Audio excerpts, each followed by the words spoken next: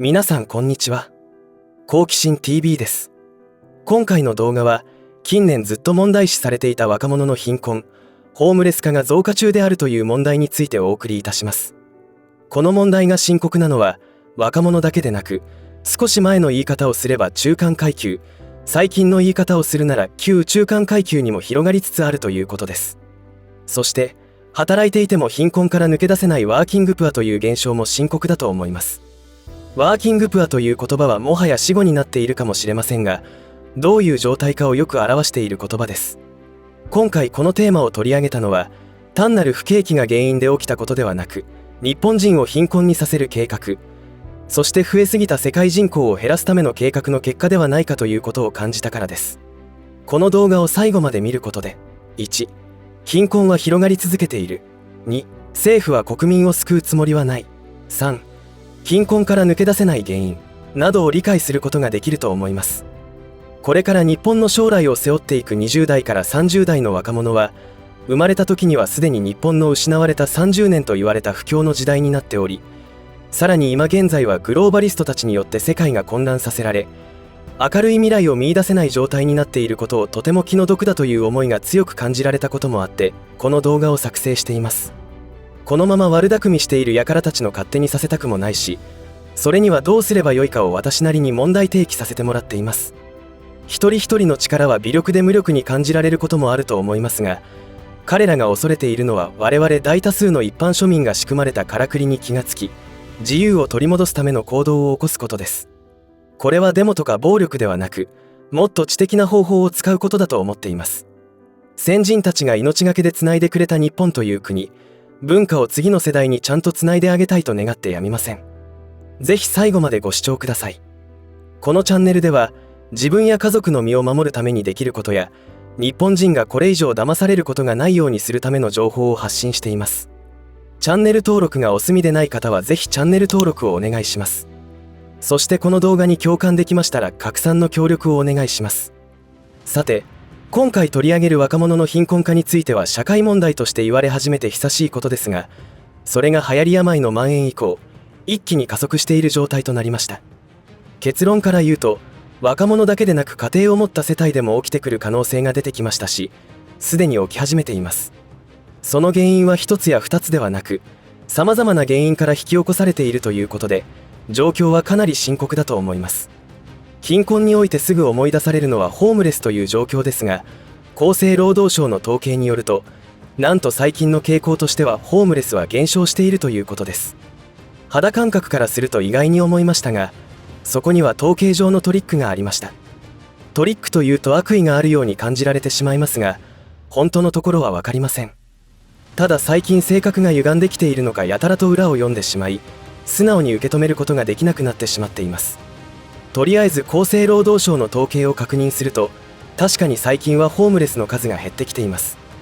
まず貧困という言葉の定義を確認すると、 UNDP 国連開発計画においては貧困を教育、仕事、食料、保健医療、飲料水、住居、エネルギーなど最も基本的なもの、サービスを手に入れられない状態のことと定義されています。ではホームレスとは何かというと、ホームレスの自立の支援等に関する特別措置法に定義されており、都市公園、河川、道路、駅舎その他の施設をゆえなく帰居の場所とし、日常生活を営んでいるものを言うとのことです。これらの状態は誰もが一度や二度くらいは目にしたことがあると思いますが、確かに最近目にすることは少なくなったかもしれません。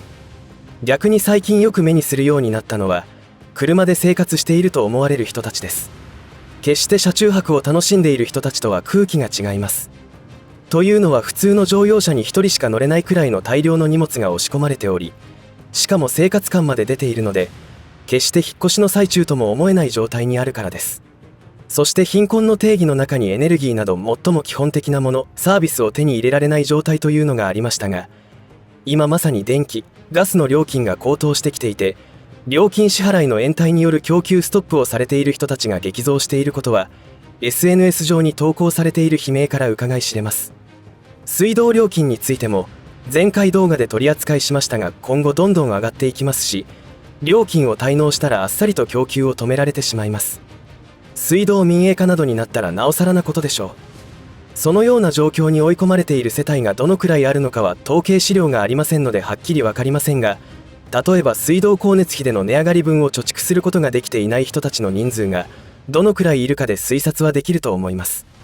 そこで4銀行のホームページに金融広報中央委員会が公表した家計の金融行動に関する世論調査の統計資料が出ていましたので取り上げてみます。一人暮らしでは20代の約 40% は貯蓄ゼロです。30代から40代では 30% 以上の方が貯蓄ゼロ、50代では約 40% と20代とほぼ同じ割合となっています。そして60代では貯蓄1000万円以上の割合とほぼ同じで、約 30% の方が貯蓄が全くない状態になっています。さらに2人以上の世帯での貯蓄ゼロの割合はどの年代を見ても一人暮らしより少なくなっていますが、それでも20代で 16% の人が貯蓄ゼロです。以後30代で 8.2% と大きく減少し、40代、50代では 13% 台になっていますが、60代では 18.3% と約4分の1の方が貯蓄ゼロのまま老後を迎えています。皆さんはこの統計資料をご覧になってどのように感じたでしょうか。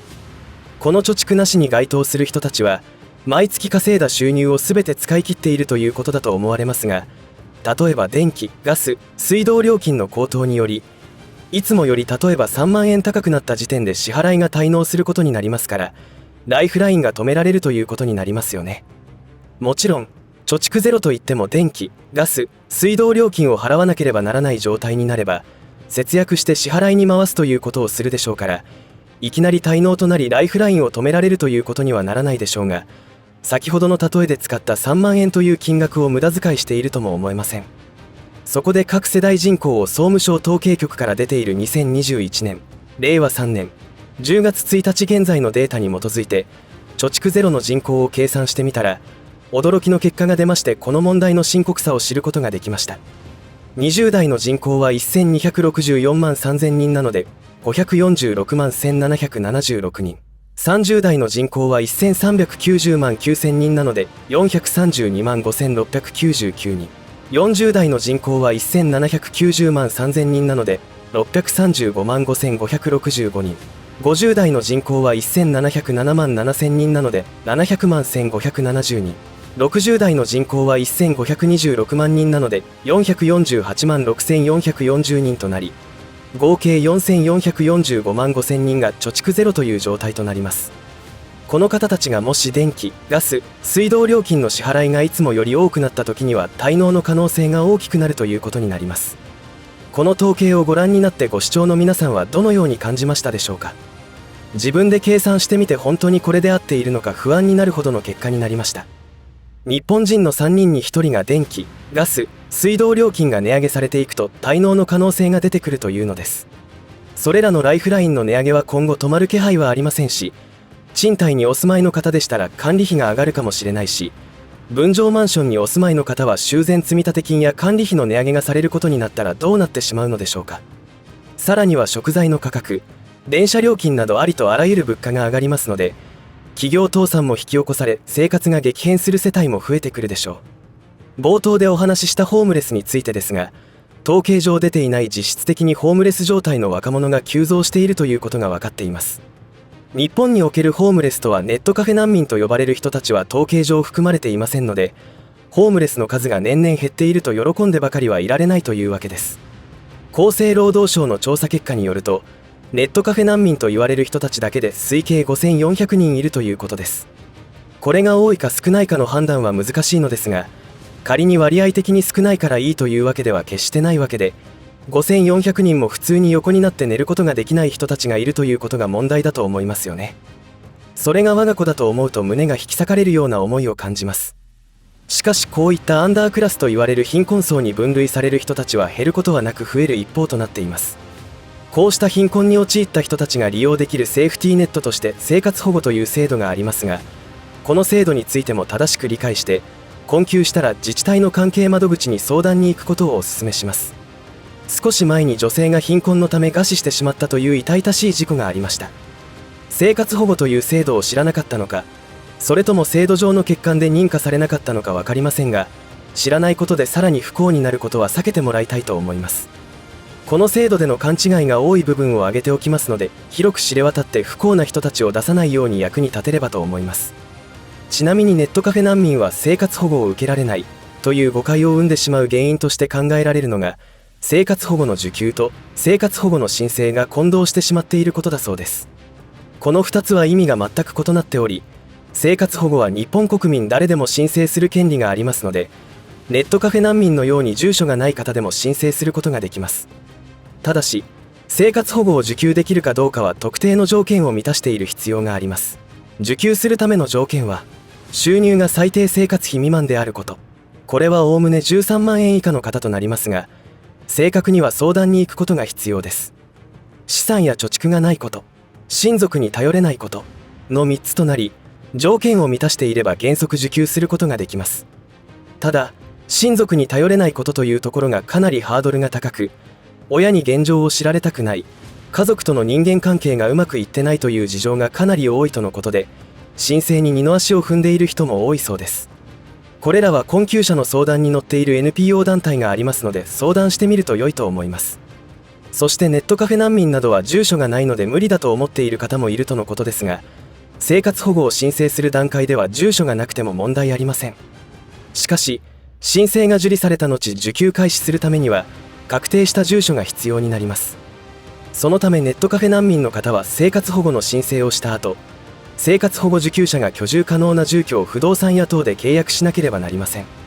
そこで賃貸契約の初期費用や引っ越し業者の費用を払える人はそもそも生活保護の申請に来ていないでしょうから、これらの費用は生活保護の一時金として役所から支給されます。ネットカフェ難民の方は住居がないため、家具、家電や布団など生活に最低限必要なものも一時金として支給されますので、その身一つで生活保護を受給することができるということです。不正受給はもってのほかですが、本当に困った場合犯罪に手を染めるのではなく、生活保護を受けてでも生き延びて生活を立て直し、社会に貢献できるよう頑張ってほしいと思います。しかし、日本人の困窮を尻目に外国人留学生の待遇の良さは目に余るものがあります。そのようなところに税金を使うのなら、困窮している日本の若者を救うことに税金を使ってもらった方が納得がいくというものです。このような状況を知ってか知らずか政府は消費税増税などというざれ言を言っています。消費税は書いて字のごとく、消費をしたら税金を取るということから罰金税とも揶揄される税金です。そして不平等税でもあります。金持ちも貧乏している人も例えば1万円の消費税を払ったとします。この1万円の重みは当然収入の多さによって異なります。現在のように国民が困窮している状態で消費税を増税したら生きていけない人も出てきます。国際通貨基金 IMF が日本の消費税は安すぎるというレポートを出しているそうですが、主権国家がなぜそのようなことを干渉されなければならないのでしょうか。ちなみに IMF には前回動画でもお話しした通り、日本の財務省から出向している者がいますし、日本は IMF への出資額は世界第2位の多さです。その他にも非正規雇用を推進させたことにより、現在では 37% 以上の労働者が非正規雇用者であり、低賃金、雇用の不安定さの中で生活せざるを得ない状況があります。その非正規雇用を推し進めていた竹中平蔵は、一方で派遣会社パソナグループの会長を務めており、明らかに利益誘導だと思いますが、皆さんはどのように感じますでしょうか。竹中平蔵は2022年にパソナグループの会長職を辞任したものの、10年間でどれほど日本の労働者を不幸に追いやったのでしょうか。日本の労働者の 40% 近くを非正規労働者に陥れ貧困を招いた罪は大きく、人を不幸にして自分は荒稼ぎしたことで、結局政策というものは利権まみれであり、あからさまにやっているし、やらせてしまっていることが情けないと思います。ちなみにそもそも非正規雇用の目的は何だったか。2014年厚労省発表の就業形態の多様化に関する総合実態調査によれば、従業員が5人以上いる民間の事業所が従業員を非正規雇用で賄っている最大の理由は賃金の節約のためだったといいます。ところが2010年度の厚生労働省労働者派遣事業報告書の集計結果によれば、一般労働者派遣事業の派遣料金の平均は1万7096円で、実際に派遣労働者に支払われる平均賃金は1万1792円だといいます。ということは、ピンハネ業と言われる派遣会社は 30% も搾取している計算になります。つまり民間企業が非正規雇用者を雇っている理由は、賃金においてはメリットと言えるものはなく、雇い止め、派遣切りということが違法ではなく堂々とできるところにメリットがあり、それを可能にしてしまったところが政府の行った政策の罪深さがあると思います。実際に汗水流して働いている労働者にはどんなメリットがあったのか甚だ疑問です。これは大きく見るとグローバリストたちが仕組んだ日本人からの搾取構造に間違いないでしょう。いかがだったでしょうか。若者に限らず日本人の貧困問題はますます大きくなってきています。この動画を作成するにあたり、情報を深掘りしていくことで、日本は間違いなく貧困国になっていくということを確信してしまいました。なぜかというと、システムが貧困に向かうようになっているのですから、高い確率でそうなるということです。それは、これからの電気、ガス、水道料金の上限なしの高騰や、食料品などの値上げもしばらくは止まることがないと思いますので、かなり深刻に受け止めて対応しなくてはいけないと思います。さらには、世界情勢が戦争拡大に向かう可能性も出てきました。そうなると、輸入大国日本においては、食料危機に見舞われる可能性も浮上しますし、最悪なことにつながりかねません。ではどうすればよいか、ということになると本当に難しいと思います。単純に節約を行い、収入を増やすことをするしかないのですが、それも限界というものがあるでしょう。置かれている状況はそれぞれ違うので何がベストなのか、よりベターなものを選択しなければならないと思いますが、手っ取り早く儲かる話というものには絶対乗ってはダメです。